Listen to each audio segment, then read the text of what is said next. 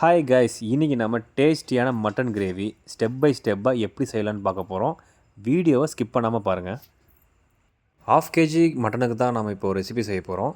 இதுவே 1 kg அப்படின்னா இப்போ நம்ம சேர்த்துற எல்லா இன்க்ரீடியன்ஸ்லேயும் டபுளாக ஆக்கிக்கோங்க. நீங்கள் மட்டனை குக்கரில் வேக வைக்க மாதிரி இருந்துச்சு அப்படின்னா கூடவே சூப்பும் அதில் ரெடி பண்ணிக்கலாம். அதோட வீடியோவோட லிங்க் வந்து நான் டிஸ்கிரிப்ஷனில் கொடுத்துருக்கேன், செக் பண்ணி பாருங்கள்.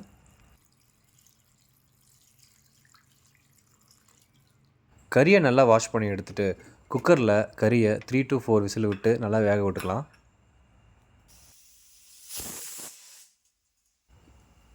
இப்போ கொஞ்சம் பட்டை, கிராம்பு, 1 ஸ்பூன் சோம்பு போட்டு மிக்சியில் நல்லா அரைச்சி வச்சுக்கோங்க.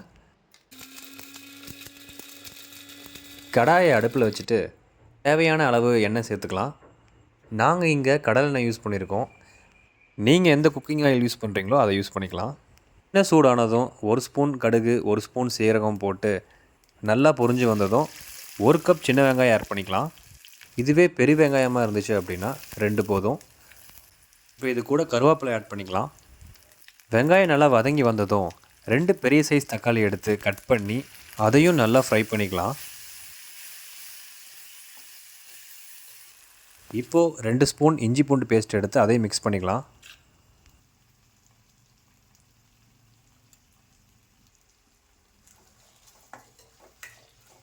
பேஸ்ட்டு நல்லா மிக்ஸ் ஆனதும் நாம் அரைச்சி வச்ச பட்டை, சோம்பு, கிராம்பு பொடியை மிக்ஸ் பண்ணிக்கலாம்.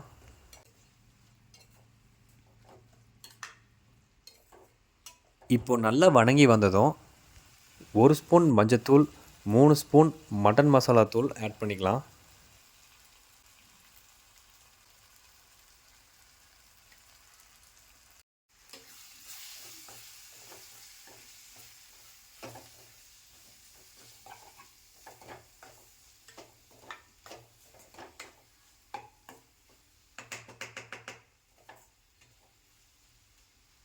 இது கூடயே தேவையான அளவு கல் உப்பு ஆட் பண்ணிக்கலாம்.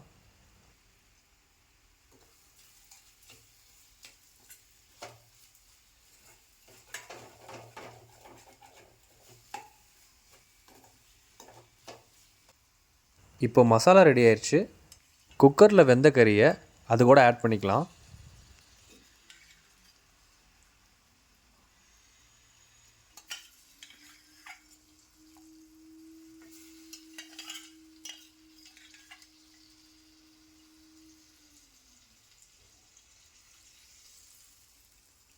மசாலாவோட கறியை நல்லா மிக்ஸ் பண்ணிக்கலாம்.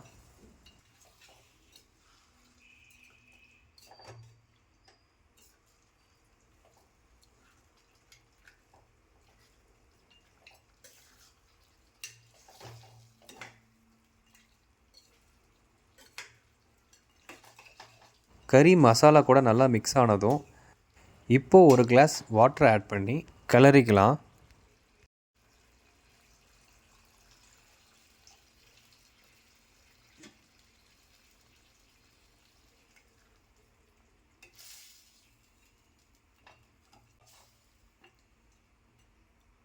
அவ்வளோதான் கைஸ், எல்லாமே முடிஞ்சு. இப்போது 15 to 20 மினிட்ஸ் மூடி வச்சு வேக விட்டு எடுத்தோன்னா டேஸ்டியான மட்டன் கிரேவி ரெடி. இந்த வீடியோ உங்களுக்கு பிடிச்சது அப்படின்னா வீடியோக்கு லைக்கை போட்டு உங்கள் ஃப்ரெண்ட்ஸ்க்கும் ஷேர் பண்ணுங்கள். அப்படியே சப்ஸ்கிரைப் பண்ண மறந்துடாதீங்க.